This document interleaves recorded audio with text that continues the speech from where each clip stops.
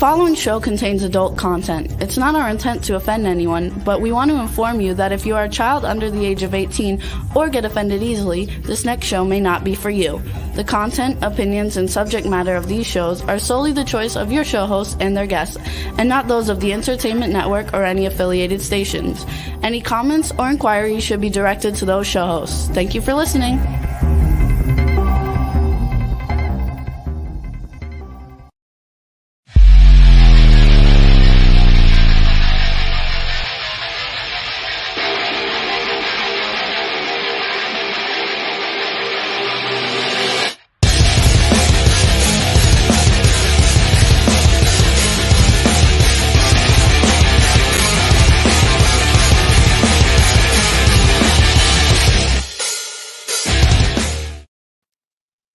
Yo.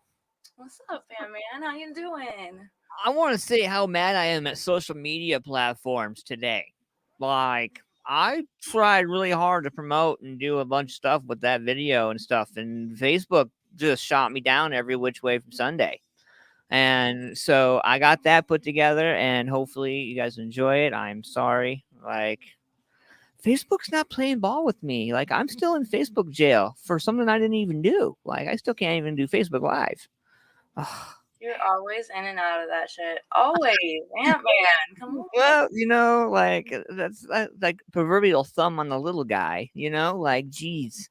So anyway, it's been fun, man. This Ohio weather we've been having. I blame you, because you and Kirk travel so much. Like, you guys were traveling in nice weather and you brought it down on us. No, you can't blame us, because I get to experience weather you don't. So I go places where it's snowing and it's not here. So I'm doubled up with it. Oh man. So how are you? I'm doing good. This weekend was actually really exhausting. I did my own show, and I had my own employee, and it was exhausting. It was the biggest show ever in this venue, particular in Cincinnati, and everybody has to come to a reptile expo. They're awesome. Yeah. You get to see so much awesomeness, lizards and snakes, and even furry animals, chinchillas and hedgehogs, and so much. You gotta go check it out. Sin City Reptile Expo happens once a month. Columbus Reptile Expo happens once a month, and that's where I was this weekend, Columbus and Cincy. Oh wow, right on. So is it like at the convention center, or what part of town in Columbus do you guys normally do this? Hilliard. Hilliard. Oh, Mm-hmm. what is the community center over there, or It's what? by the police station, right behind it. Sweet. Yeah. That's sweet. That's pretty cool, man. Yeah, it is pretty cool. It's Right. awesome. You guys pick up any interesting amphibians or any new creatures? Let's see what's in our inventory right now is really cool is agamas. They turn like red and blue when they get older, like bright red, bright blue. Really hard to find. We have some really awesome hybrid snakes that are the most phenomenal colors. It'll blow you away. And tarantulas, of course. If you like the arachnids, we've got lots of those. Yeah. Man. And our crabs, let me tell you, we got crabs. We got crabs. Okay, but they're the good kind of crabs, okay? Yeah, right. So they're Halloween crabs. They're orange and black and purple, and they're sweet as hell. They're so cool looking. And we sell those like they're going out of style. I sell 30 of them in a week.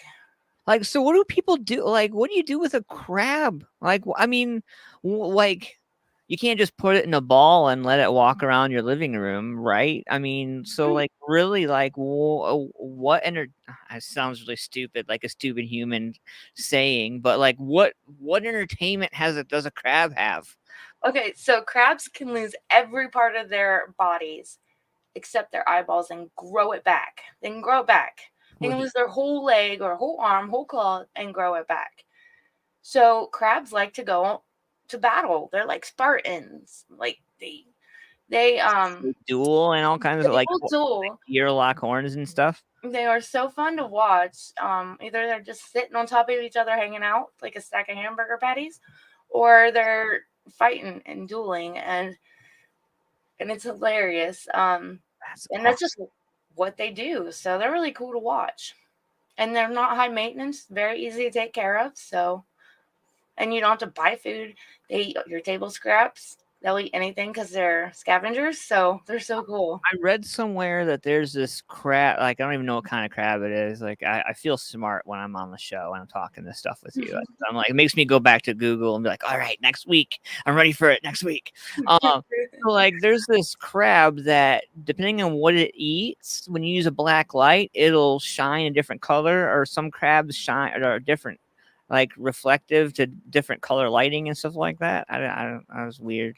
I don't know if you've ever seen. That's more of an ocean crab. I don't remember which one it is, but it's not something that we've ever encountered. Gotcha.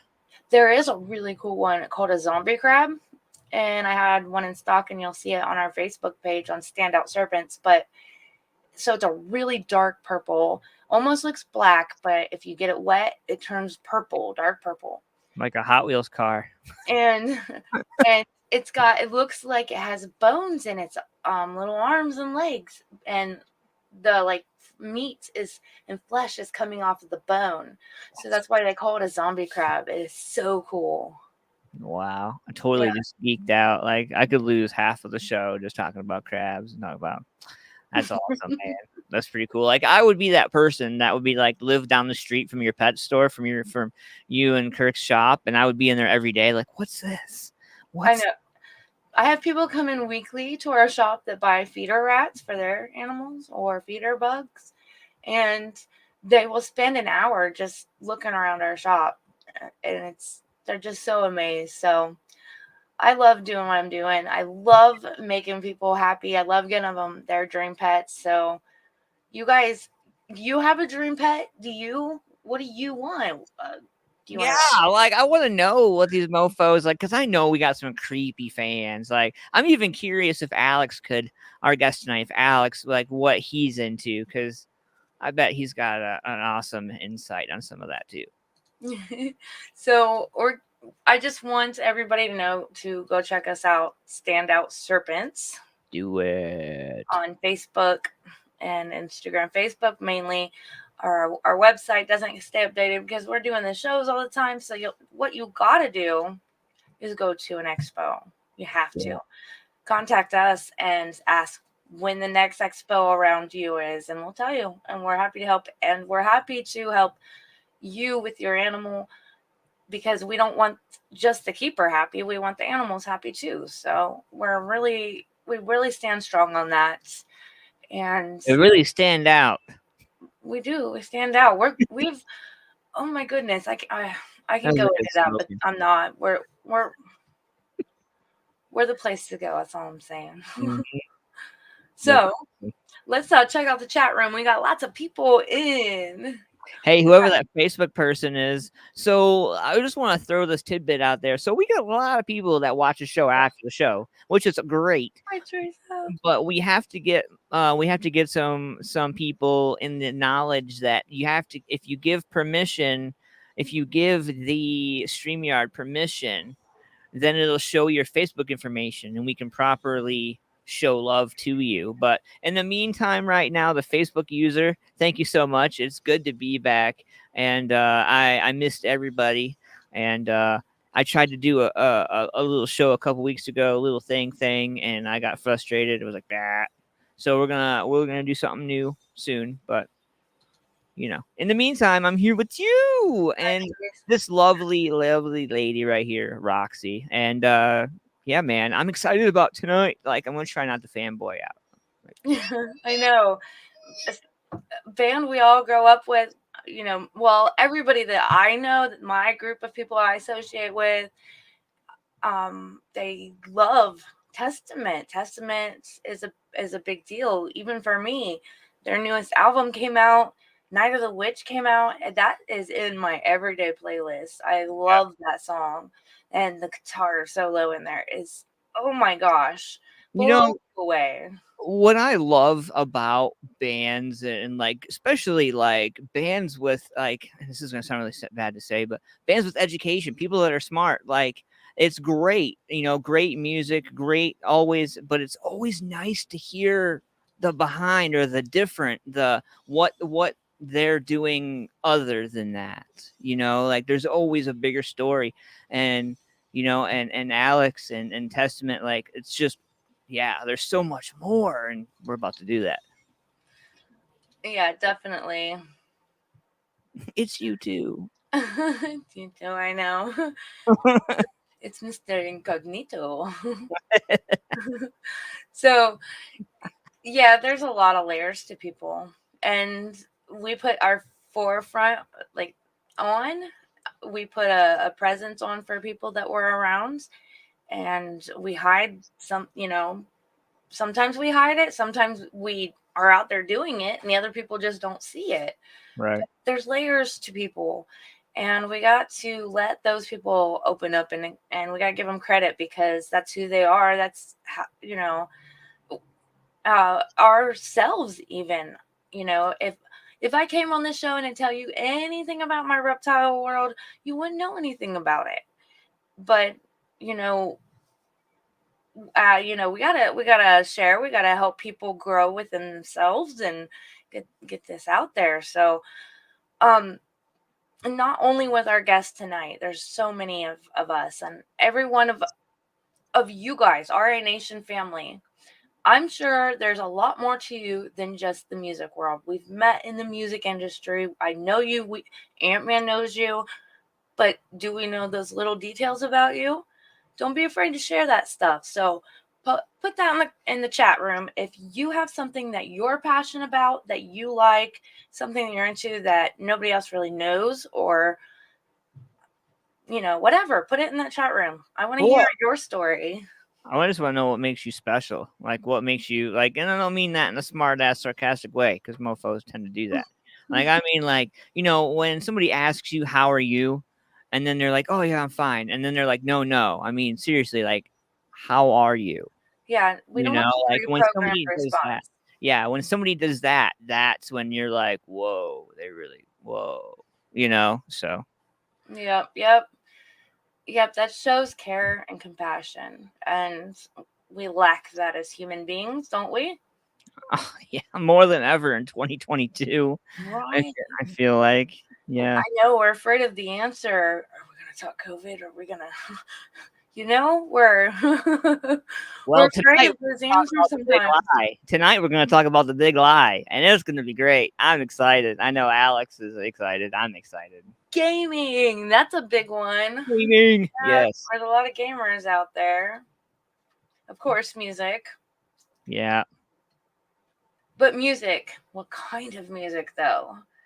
Do you represent yourself as thrash metal, or do you represent yourself as jazz? There's a question. Always wanted to own an alligator. Oh, there's a question to ponder on for tonight's show. Yes. Here's one. Always wanted to own an alligator. Hard to give them a good life in a frozen north. Hey, Standout Serpents can help you with that because caimans are a dwarf version of an alligator. And there's smooth fronts and all kinds of caimans. I was just gonna say that. There's a small caiman. They're just small little alligators, and you can't own them in Ohio legally.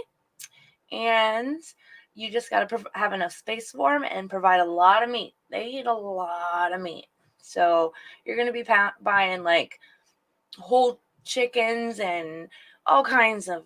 If you live in the inner city, you got food for days. All those cats running through the neighborhood, like you got food for days if you live in the inner. Cat. Somebody asked me, "Hey, do you take live rodents in? Will you accept them?" I'm like, "Do you breed them in my walls?" I'm like, no. "No, We're not that kind of serpent." Yeah. Oh man. Well, tonight's gonna be fun. Drawing and graphic arts. Yes. All right. We're gonna move forward here, do our thank yous to Standout Serpents for helping promote the show. And we're going to give thanks to W4CY Radio, Talk 4 TV, and Music Familia Productions for making this happen tonight and every other Monday night. For your pleasure, our pleasure, and everybody else's, we're going to learn and grow together here in the music industry. So I'm going to tell you about tonight's guest, Alex Skolnick. Roxy, you're killing me. So, amazing guitar player. A lot more going on with Alex, and we're going to get to know him as we bring him in right now. Hey, guys. Hello. Hey, Alex. Good to be with you. good to be with you, too. Look at you. You're all set up. You in your music room. That's awesome. Well, I have a podcast myself. So I do it right here on this microphone and this exact setup. And, Nice. It's it's fun. A bunch of good things came out of the pandemic. So learning how to do this, learning how to set up all this audio gear. I got much better at recording music myself, including the crazy tune that I think we're going to talk about. And it's been interesting, but hopefully we get back to normal soon. But anyway, pleasure. Well, yes, welcome to my music room. Well, yeah, that is awesome. Few instruments, yes. And yeah, I want to address on that. We did have a lot of great things come out of COVID. A lot of people always tend to focus on the negative parts of COVID, but we can always see the positive, and we can grow from the negative. So that's why we're here. We're growing together. That's right. You started Moods and Modes, right? Moods and Modes. Yes, that is the podcast. And it started July of 2020. And I was planning to do it for a long time. I'd actually been thinking about it for years. It just took the pandemic for me to really get it together. And it's a lot of fun. I've done everything from kind of music store focused episodes where I visit a music store and talk to the owners, play the guitars, to some artists that I toss around a guitar with or jam with. And then a few I've done Zoom conferences with, including a couple pretty noteworthy folks like Peter Frampton and Pat Metheny. So it's a lot of fun. Man. Wow. Yeah, it kind of grew pretty fast, and it charts, and it's got growing listenership. So that's been a new thing. But it's Moods and Modes, and it's wherever you get your podcasts. Yes, definitely everywhere. It is. You search it, and Google will throw 100 different answers at you on where to find it. So, yeah, that is really awesome, and that was COVID created. Absolutely, brought to you by COVID. Yeah. What I love about the whole thing, I think Roxy's onto something. Even though the pandemic affected everybody in such a big way, I don't think that there's a percentage of people that just went right over their head as far as an opportunity to recreate themselves. They just were like, oh, wait a minute, slow down. And by the time you were waiting for that was already gone. It's really awesome to see old school slide into new school and new school open up to slide into old school, and the way things go. It's really unique to see the music and the ideas that have come out of everything. Yeah, a lot of music happened that wouldn't have happened otherwise as well. I mean, right as the whole thing started, my friend Charlie Benante from Anthrax got a hold of me and wanted to do a recording of a Rush song because Neil Peart had recently passed away. He passed away I think in January or February 2020. Yeah. So it was still very recent. So we did a version of YYZ by Rush, and it's with Rod Diaz currently with suicidal tendencies, although he just did a tour with Korn, filling in. And that song, our version of YYZ, went pretty viral. And so we started following it up, and then we did La Via Strangiato. We brought in a singer, Brandon from Crowbot, and did Free Will. I think we did a total of 5 Rush songs, but they started getting a lot of attention. So Rolling Stone covered them, and the next thing you know, they're in the music press beyond metal. And we were getting a lot of questions too from people, just because everybody's in lockdown at this point. What kind of questions? Oh, just from musicians. Like, how are you guys playing? I don't get it.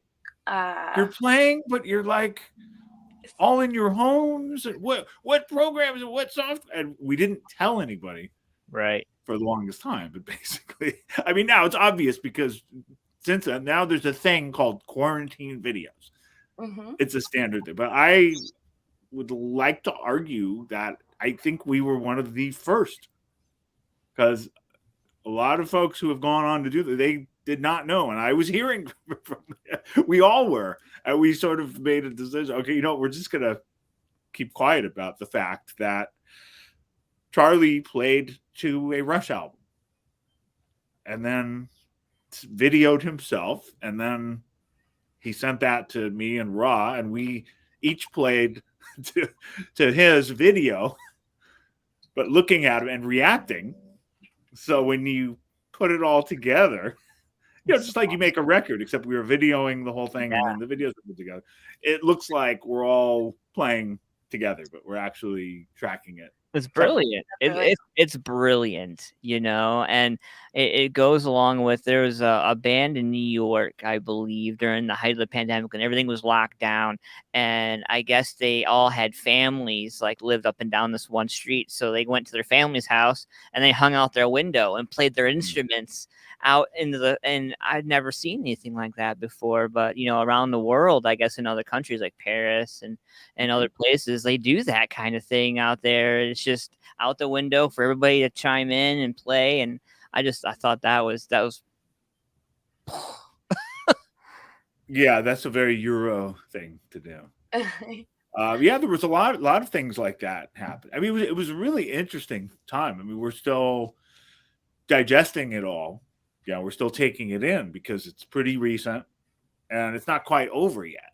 Technically we're still in the situation, and it's I think knock on wood, it's starting to be over soon, but eventually there's going to be some really interesting documentaries about these past 2 years. And people cheering for the healthcare workers on the balconies, and then like the musicians you described, and the quarantine videos, and hope people doing creative things. Of course, there's a lot of negative things that happen too. People getting sick, but it's good to look for the positive stories and all that. And I think there are a bunch. So those quarantine videos. I mean, we anybody who hasn't seen the Rush tribute by me and Charlie and Ra, check it out. But that was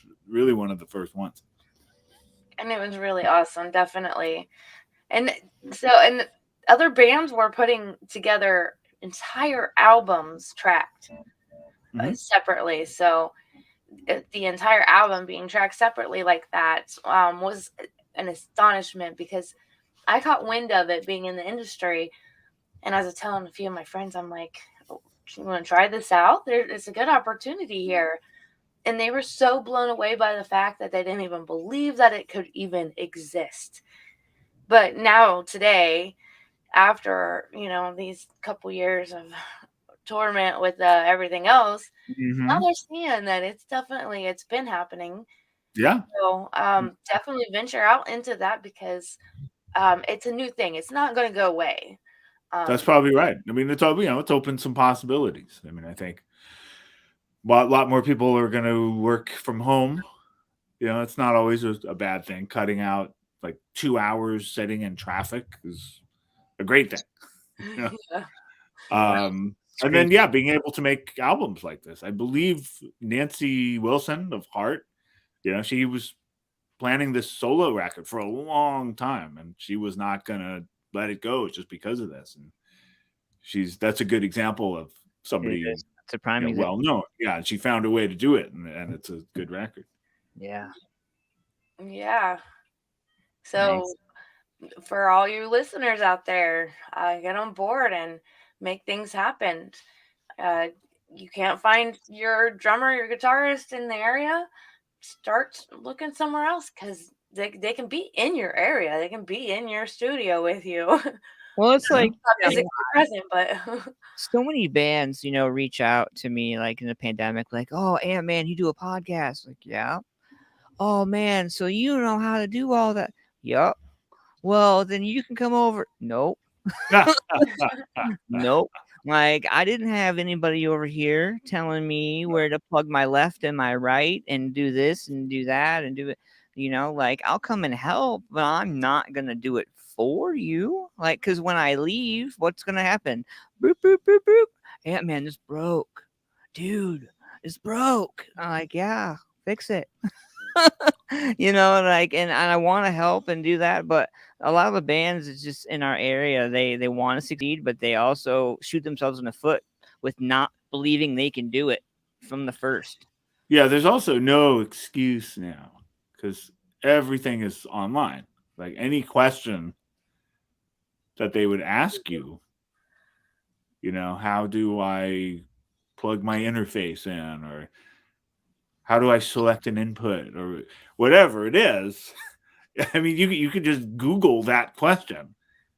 It'll come up. I mean, I did it a bunch. I was not that familiar with Logic, which is this great program. You know, I'm able to do tracks and that are used in studios. I've done several recordings for other artists that have been used, and I learned how to do it. And there's tutorials. There's these great tutorials where people, you know, and thank you to these people, whoever they are, these people on YouTube who do these tutorials. They walk you through things, and it's amazing. So there's no reason they should have to call Antman and go over to his place. You know? Yeah.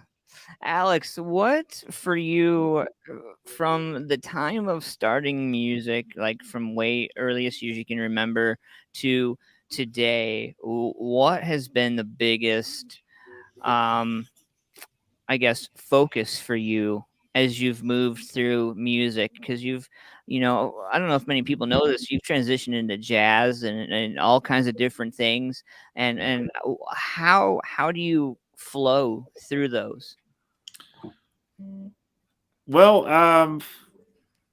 yeah, I mean, it's hard to picture, you know, one big moment, but I think, yeah, during the first wave of Testament, like early on, after I'd always had this image in my mind, you know, once you're making a record and doing a tour, either across the United States or across the world, and everything's going to fall into place, and you're going to be, you know, it's just going to make sense. But I think I was so young when I joined that band. I was 16 when I joined the band. I was 18 when we put out the first album. So I found myself on tour at, you know, 18 years old. It's pretty young. And it's like the years I was 18 and 19, the first two records, I was just, I felt like, okay, this is great. I feel like there's more. And I was still developing as a musician. So I just kept discovering music that I liked. And it just because it didn't fit into the scene that I was a part of, it made no sense to me to not get into that music and to get to know people who were into that other music. And at a certain point, yeah, I just realized I want to be an all-around musician. And it took a long time to get there. But I want to back it up just a little bit and know what got you into music, how you started playing. Oh, well, way back when, I mean, I was a fan of, when I was a kid, I think I was always picking up on music. So, especially songs that were easy for kids to understand, and I'm talking like, I don't know, being a 6-year-old. Yeah. I could be a 6-year-old and I could hear a song like Yellow Submarine, right? Hey Jude, or Rock Around the Clock.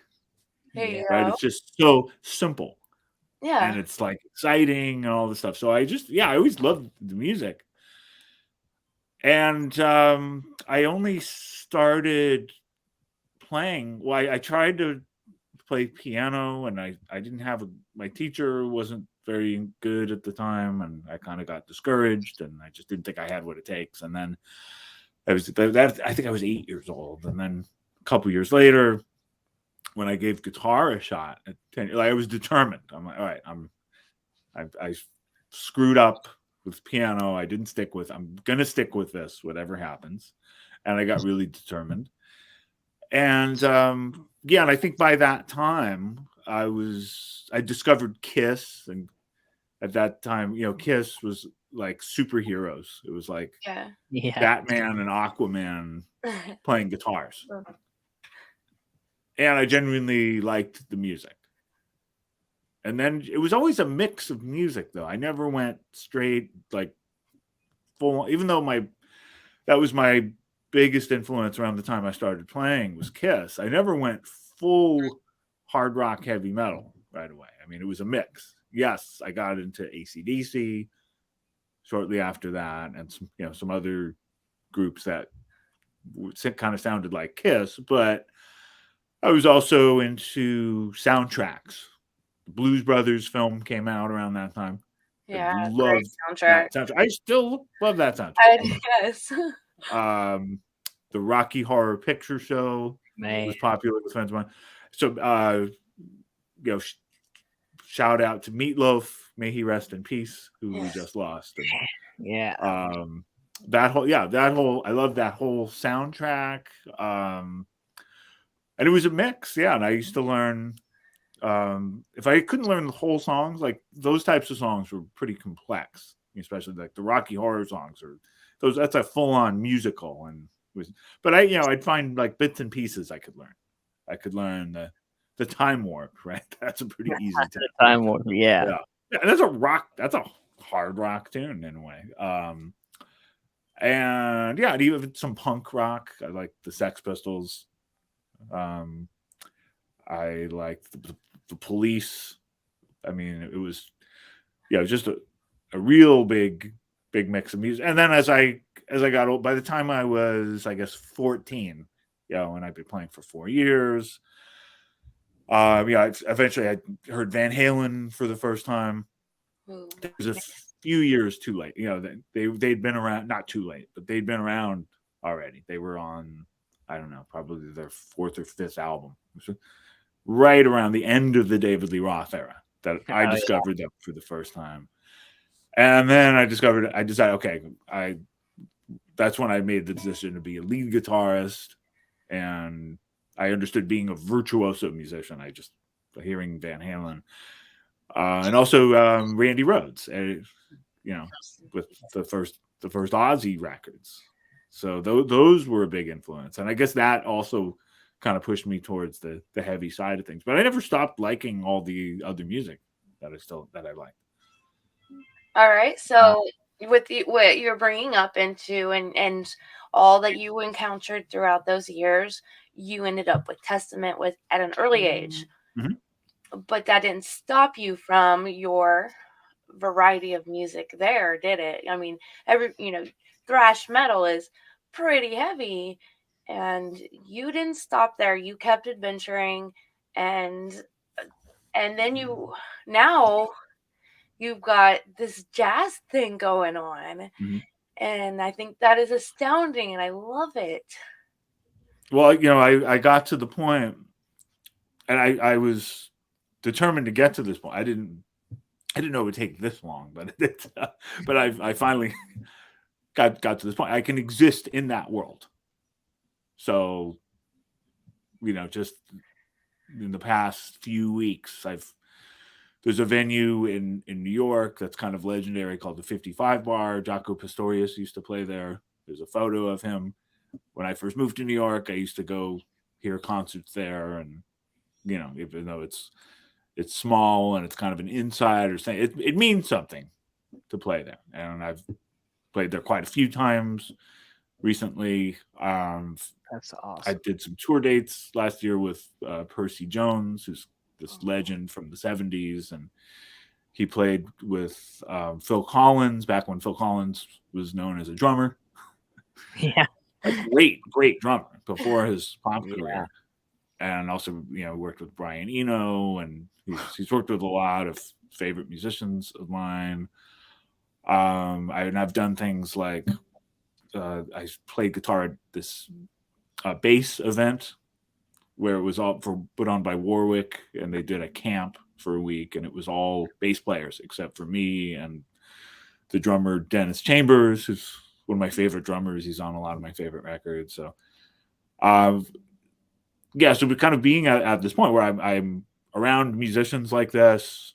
I'm in touch with me, like they know me for the instrumental side of things, which is a cool. It's a cool place to be, and I'm very happy with it. I realize that a lot of most people that know my name, they know me for this other thing, but I don't see why that should be an issue. Like I feel like it all works together, and I think getting back to those first couple years of touring. I mean, I think any musician will tell you that once you start touring, once you do one tour, you hit the road and you're just playing every night. There's no comparison.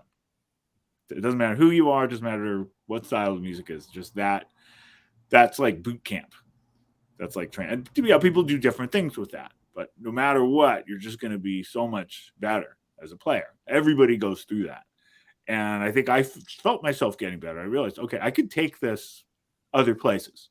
I don't have to just be limited to the thrash metal thing. As great as that is, that's just one thing.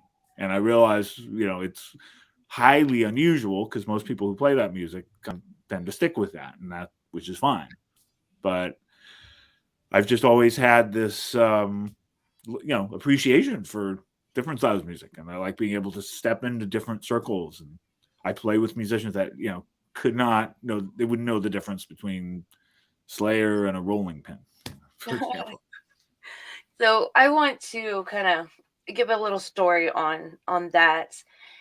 Is I talked to somebody over the weekend who their significant other only listened to one or two bands primarily, and maybe a couple ones in that genre, and they're like, all other music is trash. All other music doesn't. No. And they're a musician. They're in a band, but they think that it has to be this way or no way. Mm-hmm. And I want to encourage people to step out of that box and not have that mindset, because the music from other genres, the variety of music that you can get, it's just more than notes being played. It's way more than that. And a good musician will hear it. A good musician will understand and appreciate it. So I want to address that, and I want everybody to step out of their little box and go listen to something different. Like, let's use this to segue into your trio. Tell us a little bit about Trio. Okay, so the Trio that was formed in the 2000s, and I think up in that till that point, I left Testament to just really focus on. I just needed to develop as a musician, and not just, especially at that point. And most of the 90s, I was sort of exploring, and at that time, I don't know, grunge and alternative music were all with the catchphrases, and I knew that wasn't for me, even though I liked some of those songs. But guitar soloing is out.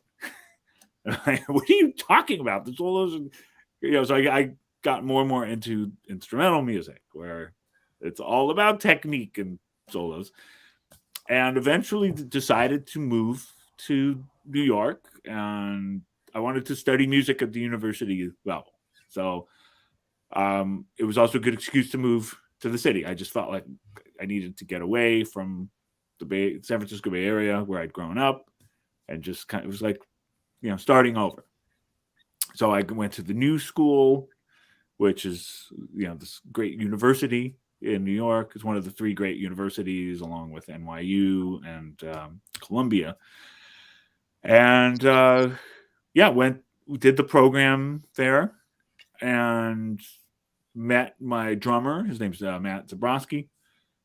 And we were both kind of outcasts in a way, because he wasn't a pure jazz guy. He could play he was definitely one of the star drummers at the school, but he knew my stuff from Testament. He had been a metal fan, but it didn't limit himself. He didn't fit the mold of the one thing about music schools. It's great as an experience. It is to go to a music school.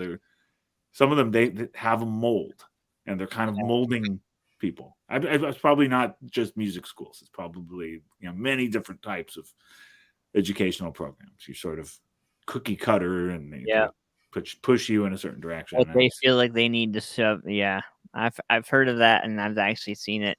Yeah, and then there becomes these cliques of people that sort of follow that, and if you don't fit in with that, it's kind of odd. So anyway, we kind of hit it off. We were part of this whole circle of friends that were sort of outcasts. I'm still friends with all of them, which is great. It was a strange thing for me to decide to do as the guy from Testament, quote unquote, go to university and get a music degree. Like, that's insane. But you know what? It was like the best thing I did for my playing. I learned how to play with other instruments. I didn't know. So sorry. Off. I learned how to play with piano. Because if you're going to play jazz, you need to learn how to play with a piano player. It's a different skill set. Learn how to play with horns. Horns are great, but it's like they don't exist in the heavy rock, where I was coming from. Yeah. That's what I grew up on. I played trumpet for so long, and I could put it into my rock music world. So yeah. So it was great to just sort of absorb that and be around that. It was one of the best things I did. So even though it made no sense to anybody else, so I also learned, this is what I should do. So during that time, I formed this trio just to kind of play around, and it was funny because I tried to start other bands in the 90s, and it just never really worked for a number of reasons. And finally here I am. I've got this project, and we're just thinking, okay, maybe we'll play around the city. There's like some breweries and stuff that have jazz bands and whatever, and we'll just play. And I don't know, we just had chemistry. It just worked really well.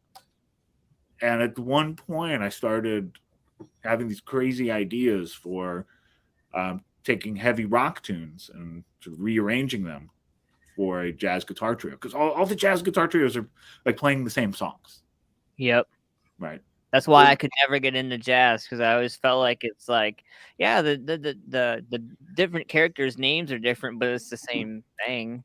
Yeah, I mean, there's some amazing music and some classic music, but I think at that point in particular, like there was just so much repetition.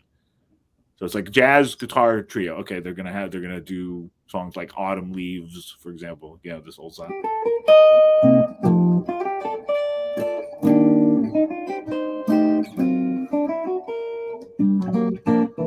Yeah, it's nice.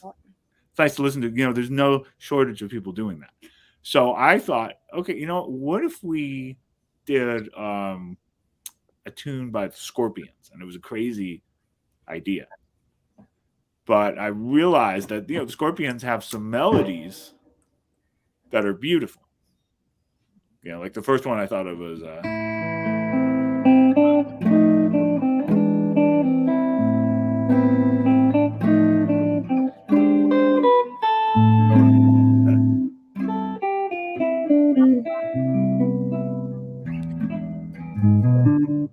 and it totally makes sense. And you feel it in another sense too. You I really was just getting ready to say that. Like, I could feel myself lifting off of this chair. Like, that was awesome. yeah.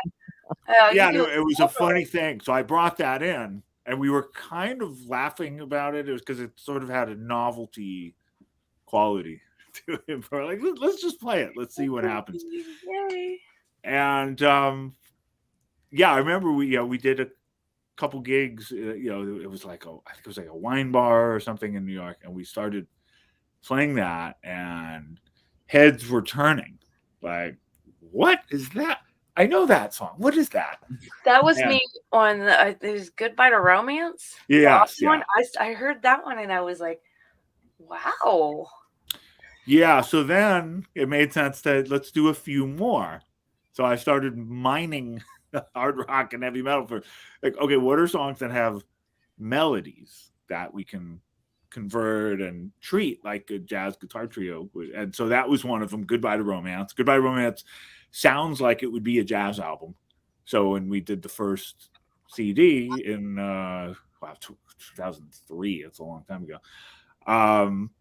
That was the name of it, Goodbye to Romance, Standards for New Generation. And I thought, okay, this is the first one. We'll just get it out there, and then, you do these to learn, and then we'll do the next one, and then the next one. And then at some point, maybe something will happen with it. And I started hearing from jazz radio stations. Like, I got to the point, a Billboard magazine did a full half-page feature on it.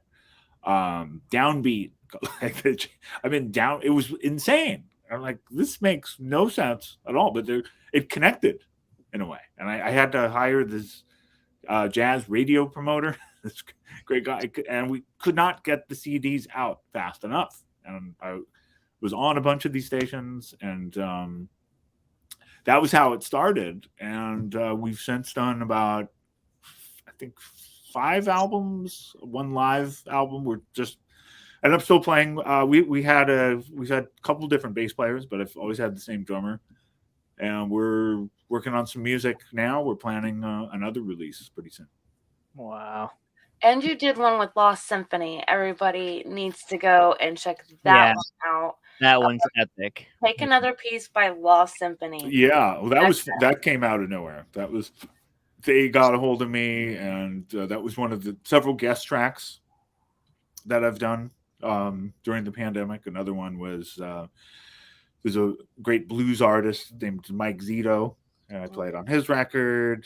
I just played on a country record. I'm not going to announce it because it's not out yet. But with some pretty like legit musicians, which is a totally different thing. But Lost Symphony reached out, and that was a lot of fun. And some of the other guitar going on there, it's like Nuno Bettencourt and Marty Friedman. I don't know. I was just like, all right, I gotta. It's great because I gotta brush up on my chops. So I want to address on why I named the show The Real Alex Skolnick, because everybody knows you as thrash metal, the big four, Testament, which is all great. But I want everybody to know that there's a lot more to you than that.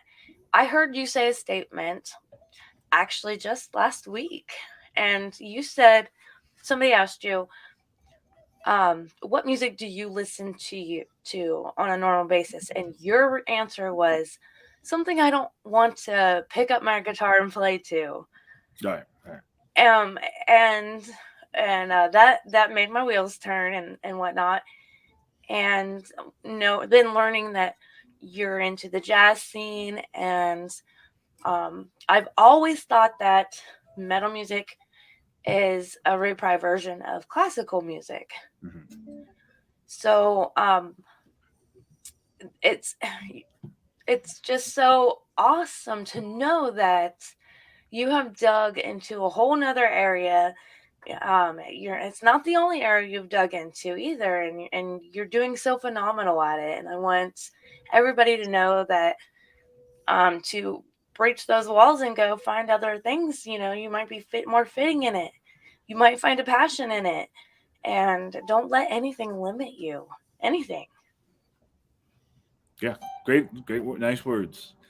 I've actually met artists in other genres, in jazz and classical, that have come from metal. They had their metal phase, but they also found they were good at these other things. So, there's, and I'm not telling people they have to like. I've never been, a fan of, like lecturing people about, don't you realize this is good music? No, but you should at least be open to it. Maybe you'll like it. I do have some questions over here in the chat room as we wind down, and then I would love to hear something from you playing there right in front of us. That would be awesome. But let's see. Somebody stated music has some creativity thanks to COVID. I think that was Frank. COVID helped finish our album. Antman knows that. And can you ask him why it's so hard to find a drummer? Oh, that's. You want to throw a little statement out there on that one? Yeah, that's a good question. There was just a thread the other day on Twitter. My friend Vernon Reed from Living Color was tweeting about this, and I that was how I saw it. But it was a pretty long thread, and it was about drummers, and he had said something like,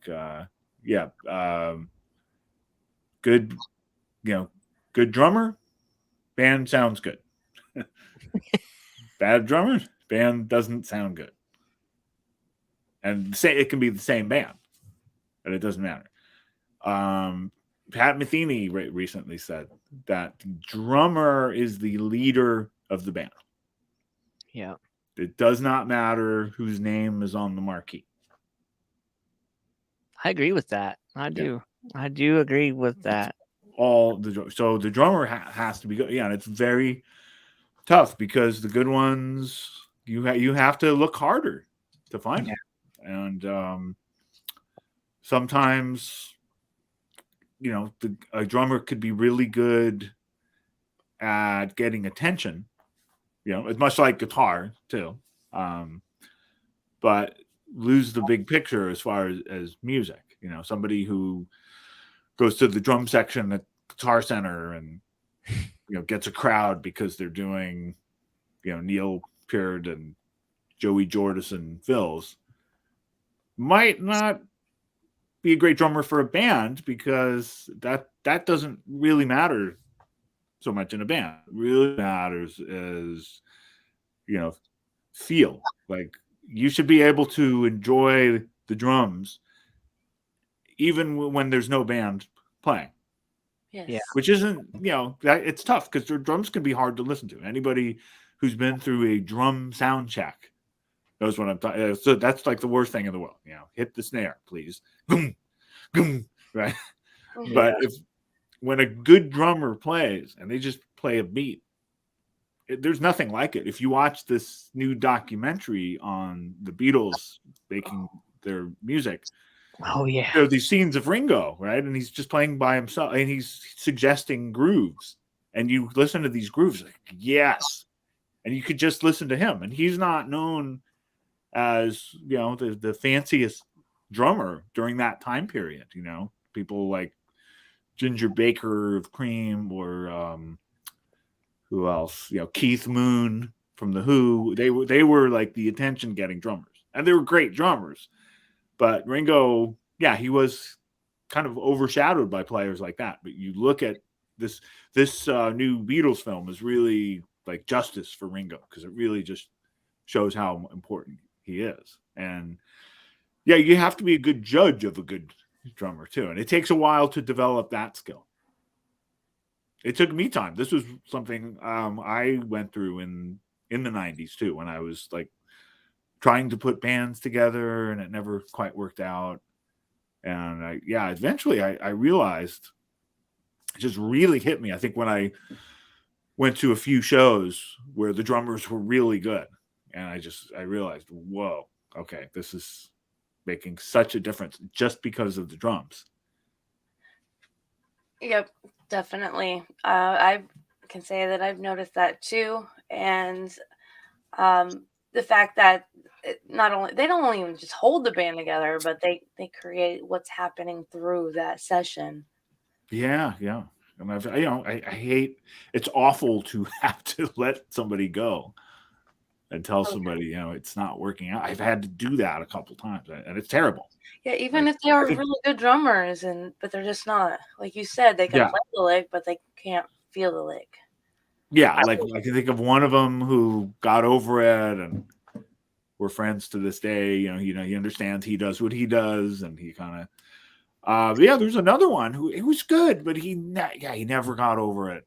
And, it was a shame, and he was kind of when I was putting a trio together, he was like the candidate for the trio, and we started playing, and he was doing the songs. But when I played with my guy now, Matt, oh my God, there was just such a difference. You just know. Yeah, or you finish the song and your tempo is close to where you started it. Maybe it's not and I remember with this other guy, I had started doing my arrangement of War Pigs, and I remember we finished that, and it was like we started it twice as fast. And this was he's amazing. He was like this up and coming jazz and jazz rock drummer, but I was like, that's not the tempo. No. I have a couple more questions here in the comments section. Have you ever worked with Steve Vai? I never worked with him. He's a badass, and he wants to see you work with Steve Vai. I did do a workshop. Joe Satriani does these events, which are amazing. I've always wanted to go to one of his workshops. The I see him. G4 experience. It's Yeah. called. Yep. So he did one a few years ago, and it was, just what an honor. It was like the instructors, it was myself, Eric Johnson, Steve Vai, and Mike Keneally. Nice. A few others, but we were like the featured names, and I was just, okay, this is insane. And we hung, we had lunch, it was great, but never worked with. Here's another one. The first song I ever learned to play was Johnny Be Good. I learned it from my grandmother. What's the first song you ever learned? Cool. That was one of them. I learned that one pretty early on.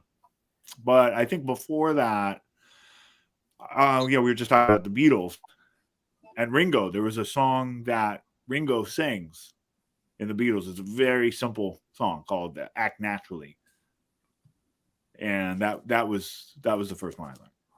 Oh, nice.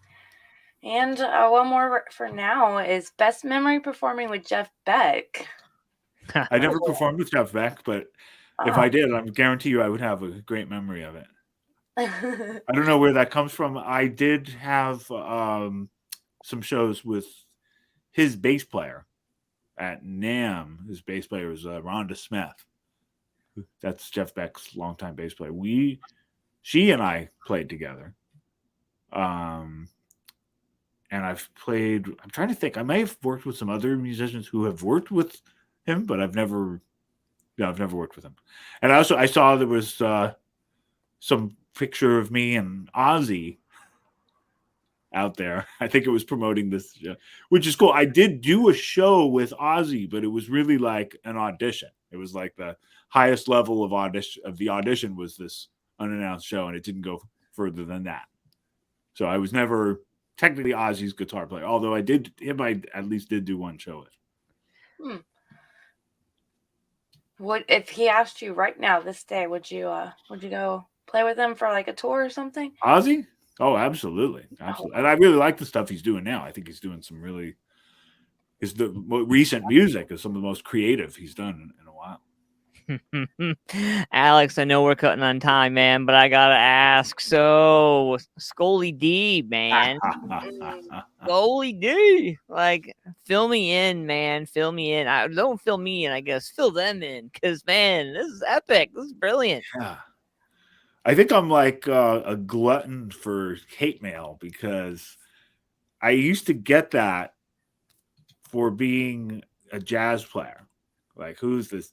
You get jazz hate guy? mail for being a jazz player? Yeah. I when websites like Blabbermouth and stuff first came out, Probably the Testament lovers that are like hardcore Testament. but there were these hardcore guys. They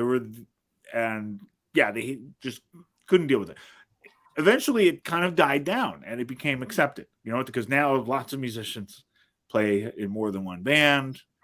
There's others that change genres. So it's been fine. It's been fine for the last few years. I haven't, it's died. But so what do? I start doing rap during the pandemic, and I make it, about the election and about all. Well, guess what? Here it comes. Yeah. Actually, a lot of people like it. There's definitely more positive comments than negative, but they're I'm sure. It is. It's been interesting.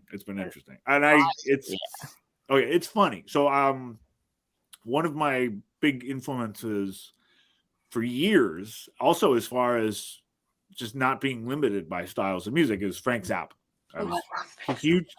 Yeah, I was always a huge fan of Zappa. I used to listen when I was right around the time I started playing guitar. In addition to the Beatles and Kiss, there was this comedy show that would come on the radio called the Dr. Demento Show. It was broadcast for a number of years. Yeah. Weird Al Yankovic got his start sending songs to that show. It was just him and the accordion. That's why we know of Weird Al Yankovic. So he would play Weird Al classic comedy like people like Spike Jones and Monty Python in the UK, the songs of Monty Python, and Frank Zappa, a lot of Frank Zappa. So I started getting into Frank Zappa because of that show, because of the comedy.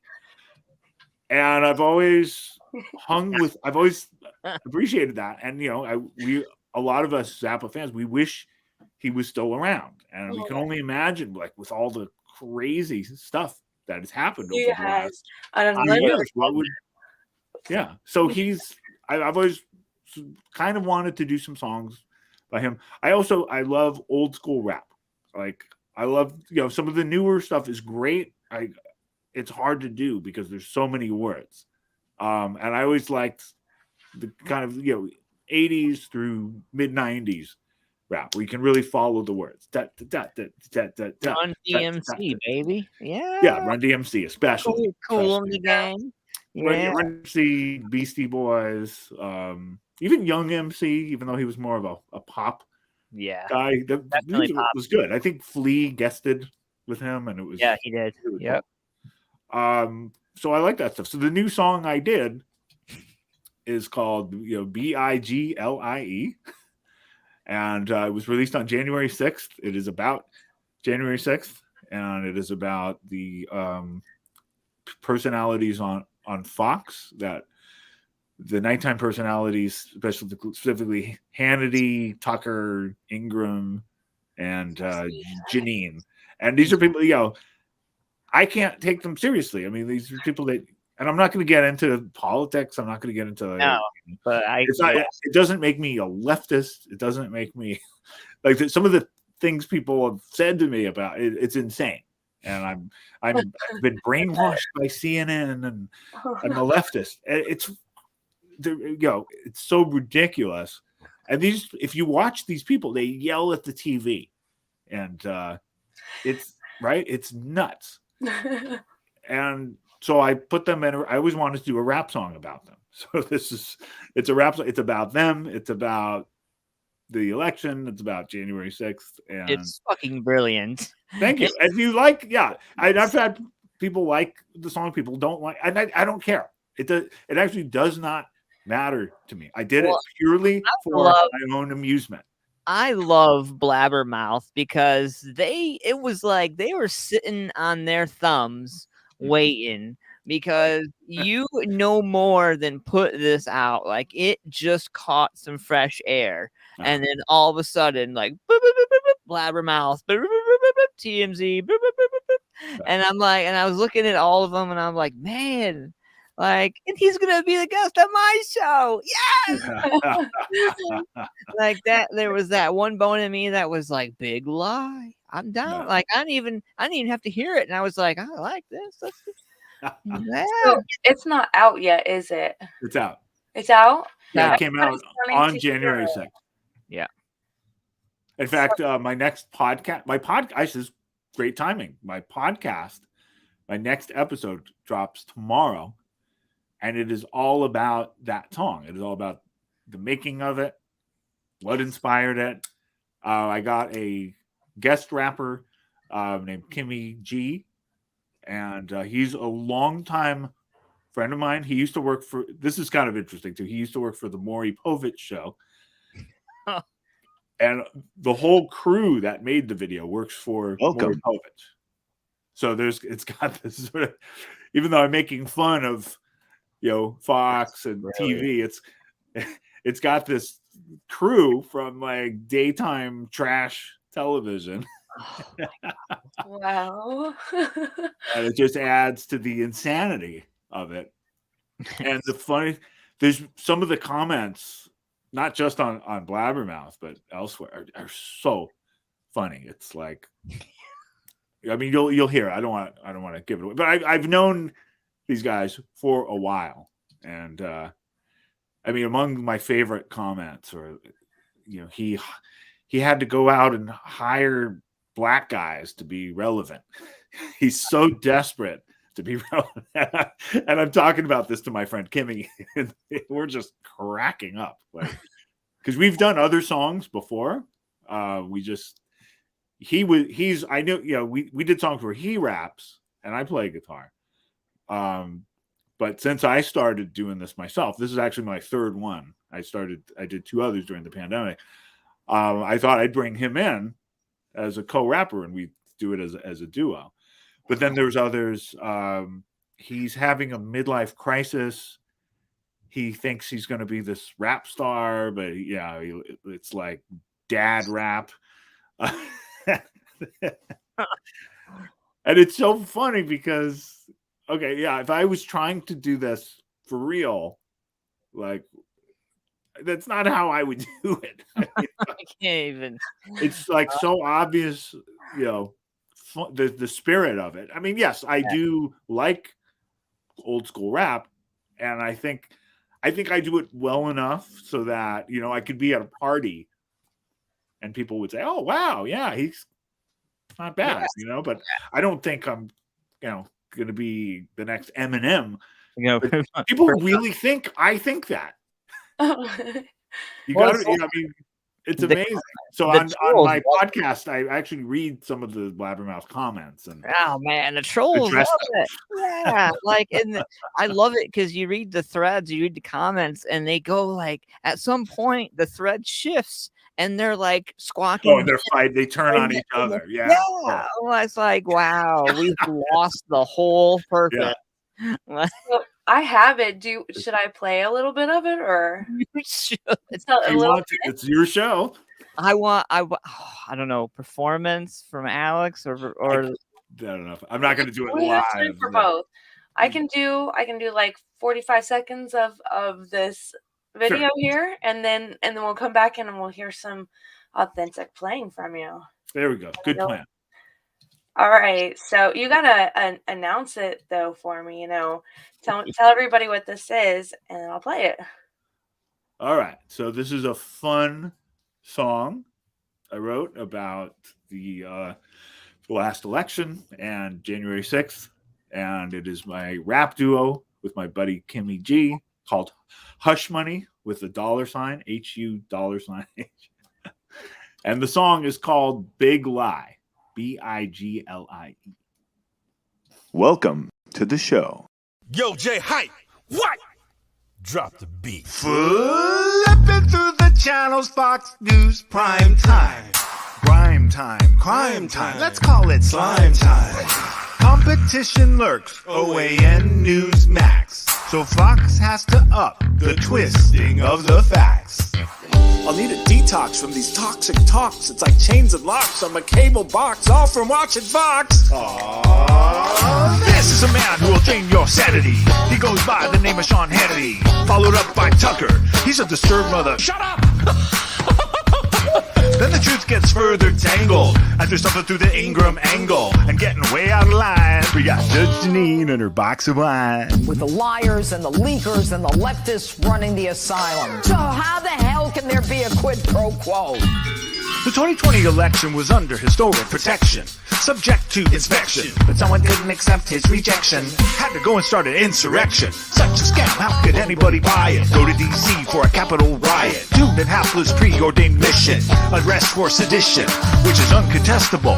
Or is it? Now they're calling it a tourist visit, voting against an investigation. Now that's misinformation. B-I-G. You got a whole lot of nerve trying to misinform me. L-I-E. You're trying to tell the whole world what our eyes didn't see. B-I-G-L-I-E. Try to deny there's blue in the sky. You can hide from the truth, that ain't nothing but a big lie. A big lie. Nothing but a big...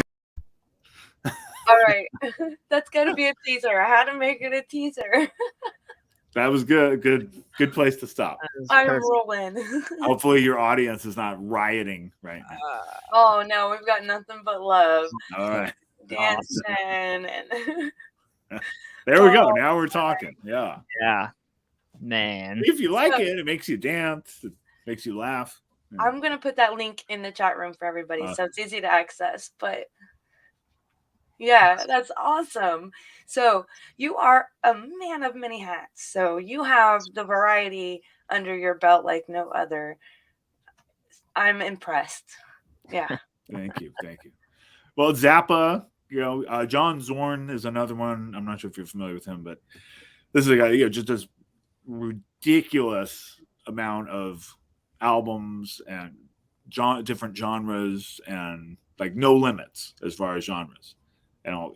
So I'm going to do what I want to do, whether people can deal with it or not. I feel like John, in his own way, he deliberately resists a category. Mm-hmm. Yes. Yeah. Like he purposely sets out to not be pigeonholed. And I think that's what's iconic about music and great. Yes. Yeah. And I can only do that so much because I'm so associated with the band Testament. Welcome. But it's all, outside of Testament, there are no limits. So brilliant. Thank you. All right. Well, now we're going to move on to the segment of hearing you perform live for us. So, all right. I'm just going to throw out some stuff. Okay.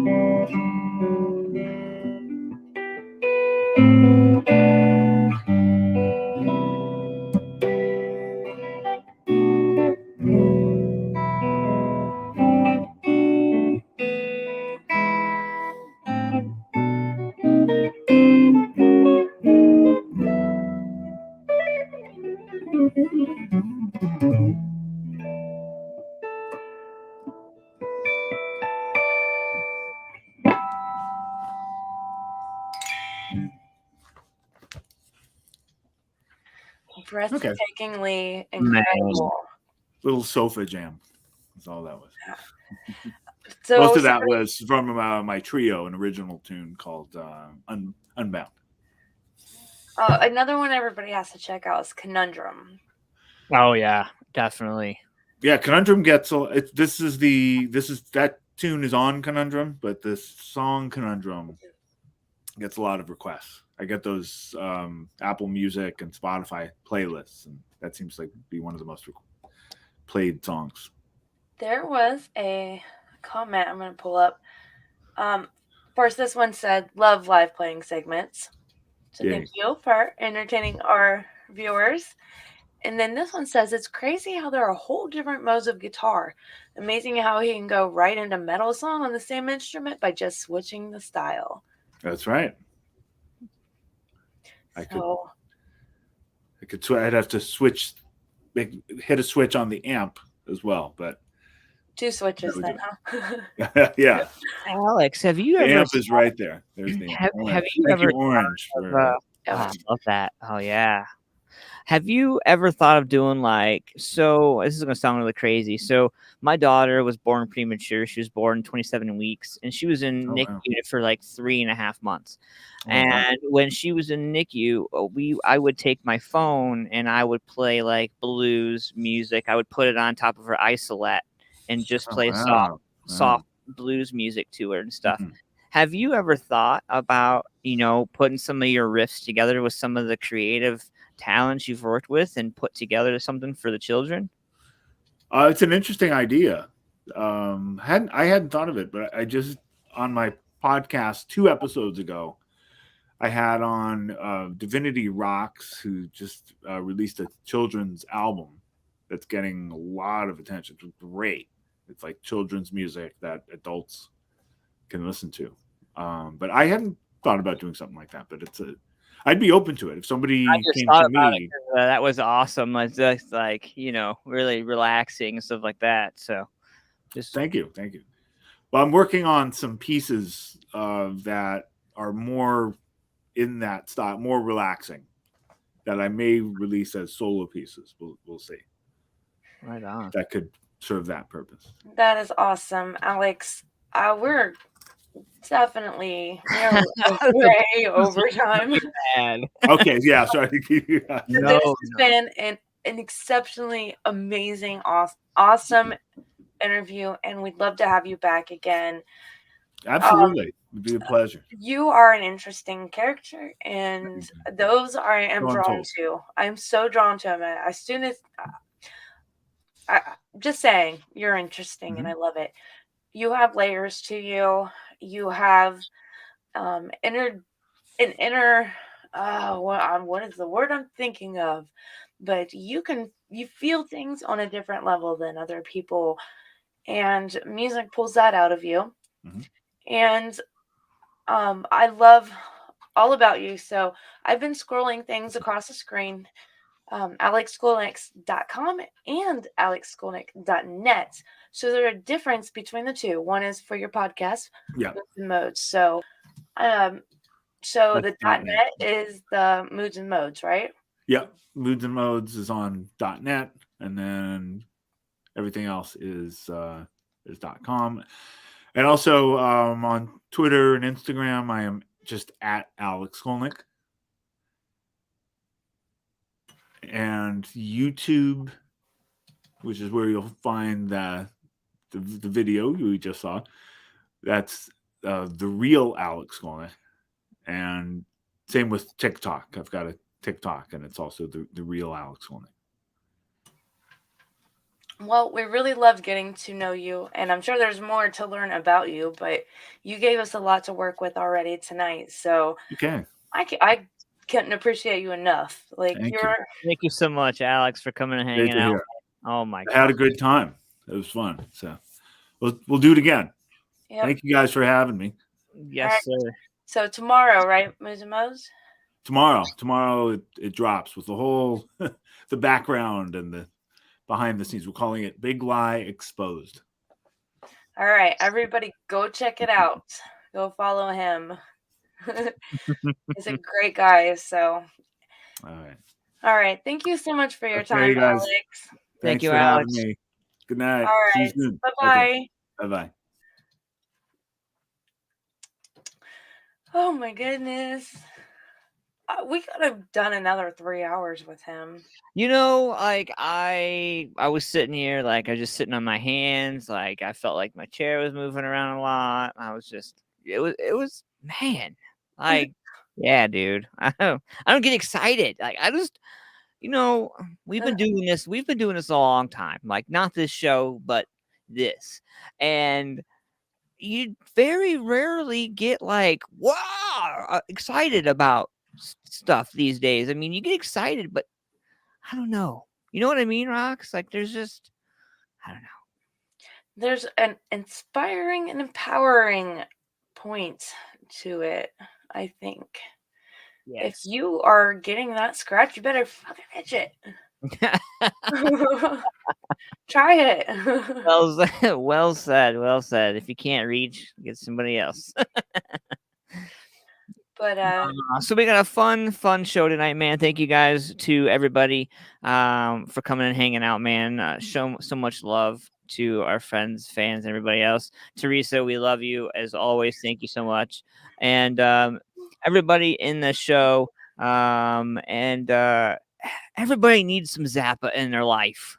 if you haven't heard of Zappa, shame on you. That's what I say. Yeah. So thank you guys for coming and hanging out, man. Like, share, subscribe. And I am going to see you guys next week. Oh, Teresa loves us back. Oh, she's the best. Virtual hugs. Yeah, next week, tune in. There's always great stuff happening at RA Nation. And if you want to put your input, you got some ideas, or send them our way. It So was moving a lot, and like, listen, all right, listen. here's our Gmail address. So Yes. you got ideas, send them our way. For sure. Yep. All right, guys, we are out the door, man. Thank you guys for coming and hanging out. I will see you guys next week. Roxy, I'll see you next week. Thank you to Standout Serpents, W4CY Radio, Talk 4 TV, and Music Familia Productions. All right. See you guys. Bye-bye. I gotta find the outro video first.